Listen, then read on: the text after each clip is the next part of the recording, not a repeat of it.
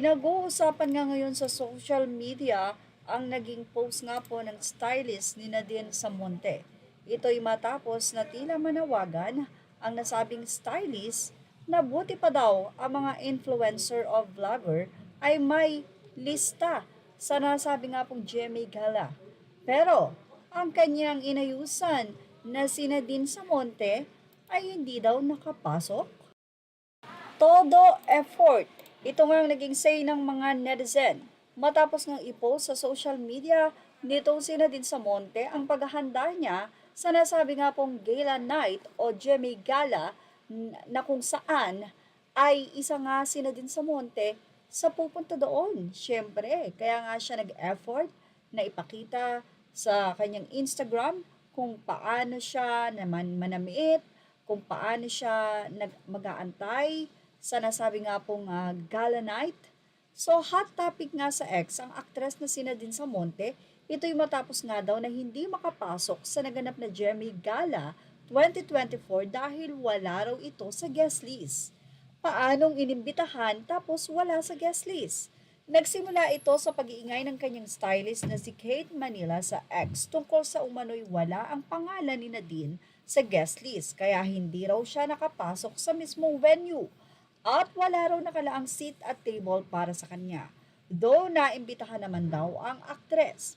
Hindi direktang si Nadine ang nagreklamo, subalit si Kate nga ang mismong bumuelta para sa kanya.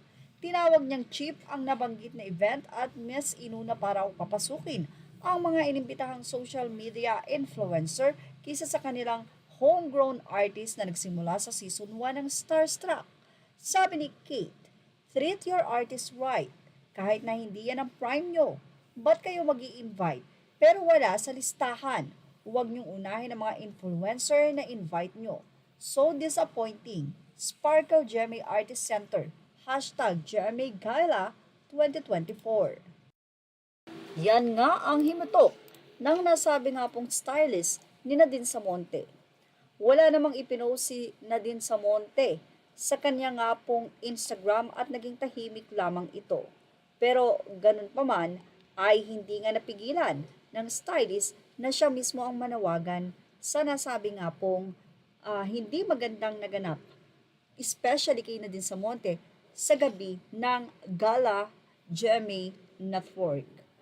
Gala night. Tapos wala daw seat sa venue. Yan pa nga ang kanyang pinaghihimutokan. Bakit nga ba inimbitahan itong si Nadine tapos wala naman palang uupan? Ano yun? Literal na pamamahiya? Say pa nga ng ilang mga netizen, oh no! Parang pangalawang Eva Darren ang nangyari kay Nadine Samonte. Sa ngayon, ilang araw na nga ang nakalilipas sa natapos na GMA Gala Night, wala pa nga ring pahayag ang nasabi nga pong GMA dito. Say pa nila, totoo po ba na walang seat available for you sa Gala Night? Yan ang tanong nila kay Nadine sa naging post nito. With all your preparation, wala ka sa list. Grabe kayo at GMA Network. Nadine, magreklamo ka po sa ginawa sa'yo.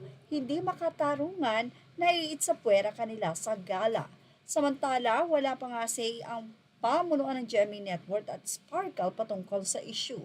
Bukas naman, syempre, ang lahat ng artikulo para ipaliwanag ng GMA kung ano nga ba ang nangyari kay Nadine Samonte. Yan ang ating Showbiz Now update. Images are all credit to the rightful owners. Thank you for watching Showbiz Now.